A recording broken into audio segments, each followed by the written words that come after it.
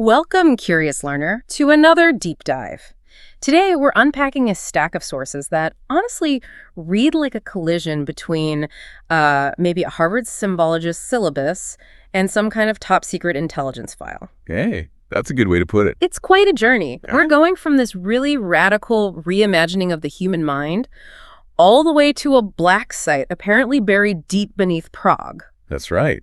And while Professor Robert Langdon provides a certain framework, the history, the symbols, that sort of thing. Our core mission here is really scientific. Okay. We're trying to distill this revolutionary paradigm shift. It's about the non-local nature of consciousness itself. Yeah. And then we trace the immediate fallout when, powerful interests try to weaponize that knowledge. And our sources seem to center on two main figures then. Professor Langdon, you mentioned navigating the symbols, and this scientist, Catherine Solomon, her work sounds like it could redefine, pretty much everything we think we know about life, death, reality. It's definitely groundbreaking stuff. We'll move step by step. Start with this new model of the brain, and then we'll see how that leads to, yes, a subterranean facility where human perception itself is being engineered for military purposes. Wow. Okay, let's unpack it then. Where do we start with this paradigm shift? Well, I think you have to start with the accepted model first, the one that really governs most of modern neurology, medicine. Right, the baseline. Exactly. The standard model, it's purely materialistic. Consciousness is seen as an emergent property, something created by the brain. That 3-pound bundle of 86 billion neurons inside your skull. So brain activity equals consciousness. Brain stops, consciousness stops. Pretty much. Localized and terminates with the body. Simple, in a way. But Catherine Solomon says that's fundamentally wrong. Completely wrong. According to her non-local model, consciousness isn't locally produced by the meat in your head, as some might put it. Oh. Instead, she suggests it's a fundamental aspect of the universe itself, like space or time or energy. It already exists everywhere. It's not generated. It's received. That is a critical shift. So if the brain isn't creating it, what's the brain's job then in her model? It acts primarily as a receiver and, maybe more importantly, a powerful filter. A filter. Yeah, it filters this, let's call it a universal signal, an existing, always-on matrix of awareness, maybe. And it allows us only this tiny slice of reality, basically what's necessary for biological survival. Okay, so it's actively limiting what we perceive. Is there a mechanism for that, a chemical key to this filtering? There is. That's where the neurotransmitter GABA comes in, gamma-aminobutyric acid. Right, I've heard of GABA. It's inhibitory, isn't it? Exactly. It's the primary inhibitory neurotransmitter in the central nervous system. High GABA levels basically dampen down neural firing. They maintain our stable but very limited everyday reality. Solomon apparently calls these high concentrations protective cages. Protective cages, meaning they keep most of reality out. Precisely. To ensure we focus entirely on, local immediate survival.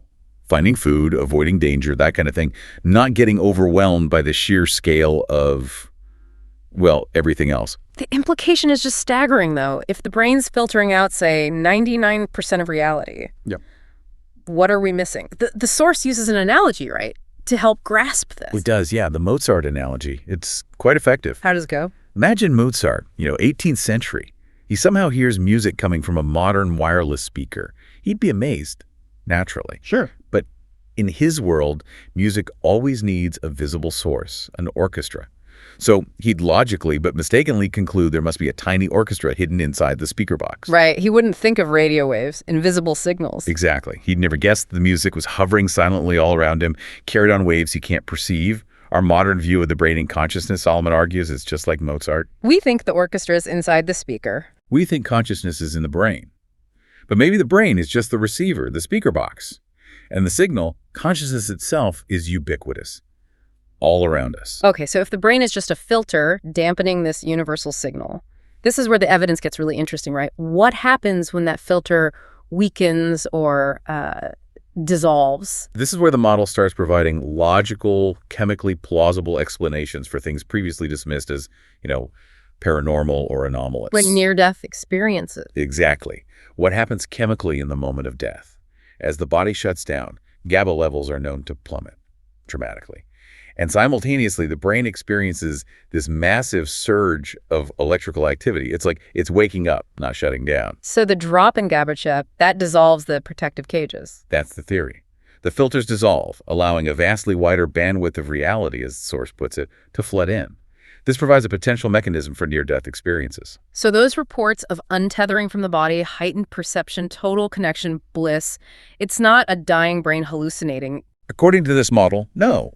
It's the brain, maybe for the first time, actually receiving reality unimpeded by its usual biological filters. The chemistry seems to back up the experiential reports. Wow. And it's not just NDEs, is it? The evidence goes further. Right. Solomon's experiments apparently also looked into things like precognition, time itself. How do they test that? In her lab, they used sophisticated brain scanning while subjects were shown randomly selected images. Standard setup for perception studies. Okay. And the anomaly. The subject's brain registered a specific neurobiological response to an image about 400 milliseconds before that image was actually displayed. Before. And get this, even before the computer's random number generator had actually chosen which image it was going to display. Wait, that doesn't make sense chronologically. How? Exactly. You have to pause and think about that. Yeah. Defying causality like that, it's not just predicting the future. It implies that within this non-local matrix, maybe the brain is receiving information from outside our linear time stream. Or, as the source suggests, maybe even creating the event through awareness. That's the even more radical implication, potentially. It fundamentally challenges our basic understanding of reality's arrow of time. And this model could also shed light on other strange phenomena, like sudden savant syndrome. Yes, the sources bring that up. Cases like Michael Boatwright, a U.S. Navy vet found unconscious who then woke up speaking fluent Swedish, claiming memories of a past life he couldn't possibly have learned. Or that little boy, James Leininger, the 2-year-old with detailed nightmares about being a fighter pilot. Right, recalling highly technical pre-flight routines. Solomon's model would frame these as moments where the brain's filter perhaps flickers or fails temporarily. Yeah. The individual mind experiences a kind of crosstalk. Receiving signals or information from that wider, non-local matrix of awareness. That would be the explanation, yes. Information bleeding through unfiltered. Okay, the moment you have a scientific theory backed by some experimental data that starts explaining NDEs and precognition, you're not just talking philosophy anymore. No, you're stepping into geopolitics.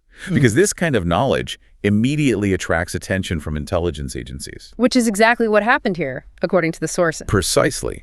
Because think about it. If consciousness can truly untether from the body, become non-local, what's the ultimate surveillance tool? A mind that can perceive things anywhere without physical presence. Exactly.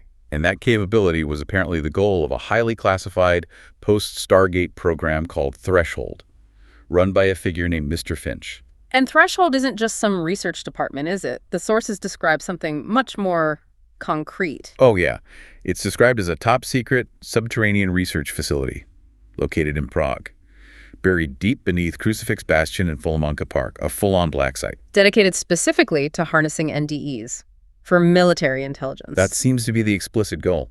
The central piece of tech is called the EPR pod, Emergency Preservation and Resuscitation. EPR, that sounds like something for, like, suspended animation in sci-fi. It's often used that way in fiction, yeah. But here, the sources suggest it's used to carefully, chemically, bring a subject right to the absolute threshold of death. Taking them to the very edge. And then pulling them back just before complete biological shutdown. Why? What's the objective? To induce that state where the GABA filter dissolves, where consciousness untethers. They call the subject a psychonaut in this state. A psychonaut. And Finch's goal, what does he want from this psychonaut? It's described pretty chillingly. He wants to monitor the psychonaut's point of view feed. Like watching through their eyes. Essentially, yes. As their consciousness lifts out of the pod and theoretically moves out into this non-local matrix, Finch believes he can receive a live feed, remote viewing data. Global intelligence gathered by a mind that's literally everywhere and nowhere at once. It's deeply unsettling, and they're trying to force this, accelerate it. It seems so. Threshold is apparently using specialized VR, virtual reality, combined with powerful psychedelics. Psilocybin, ketamine substances known to induce non-ordinary states. To try and rapidly rewire the brain, create these exponentially intense experiences that maybe accelerate neuroplasticity, forcing the brain to adapt to or accept a wider bandwidth of reality much faster than it normally would. They're trying to engineer enlightenment, but for espionage. Or at least engineer access to the data associated with that state. And here's a really profound irony the sources highlight. What's that? the core technology enabling this whole operation. These advanced artificial neurons they're using, described with terms like manoelectric biofilaments, bilateral organotechnic fusion, basically specialized tissue that can merge human neural signals with electronic systems. Okay, sounds cutting edge. It is, but they didn't invent it. They didn't. No. According to the sources, the design was copied directly from Catherine Solomon's postgraduate thesis from 23 years ago. So the CIA stole the foundational science from the very persons whose broader theory they're now trying to weaponize. That's the claim.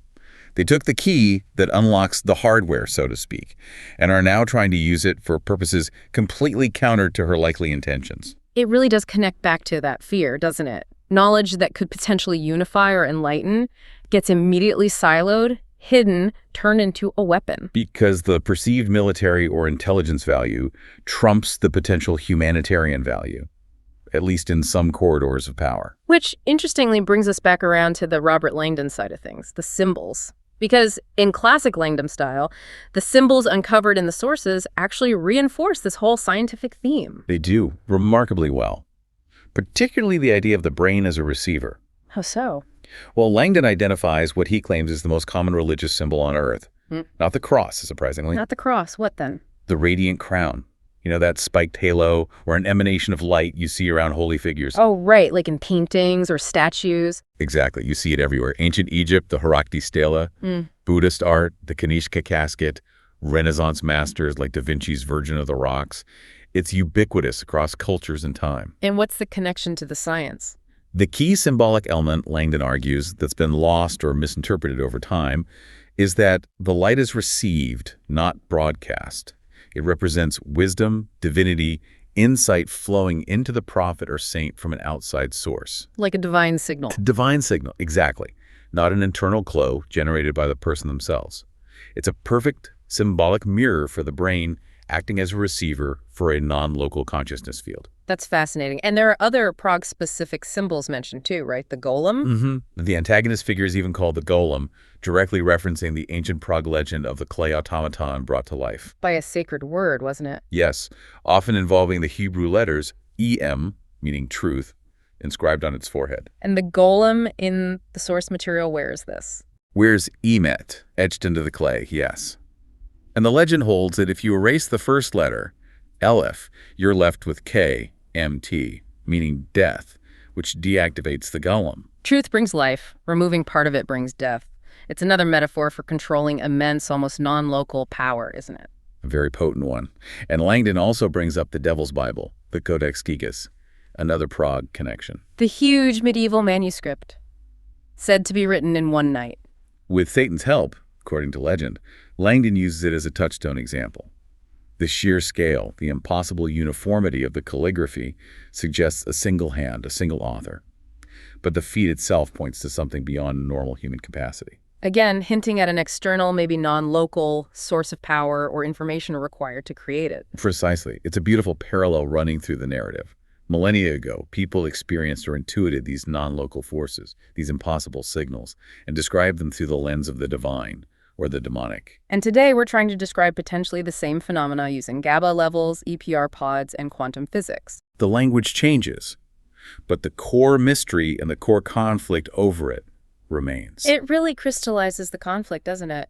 We started with Catherine Solomon's scientific work, seemingly aimed at collective enlightenment. Understanding our place in the universe, maybe overcoming fear. And we end up with this high-stakes military standoff in a Prague bunker designed specifically to control and weaponize that very same knowledge. The implications for humanity are just immense, whichever way it goes. Solomon's hypothesis, as presented, is that our fundamental fear of death is the primary driver of selfishness, conflict, destructive behavior. She called it the terror management strategy. We focus on ourselves, accumulate power or status because we're subconsciously bracing for that terminal event. That's the idea. We manage the terror of annihilation by puffing ourselves up, focusing inward.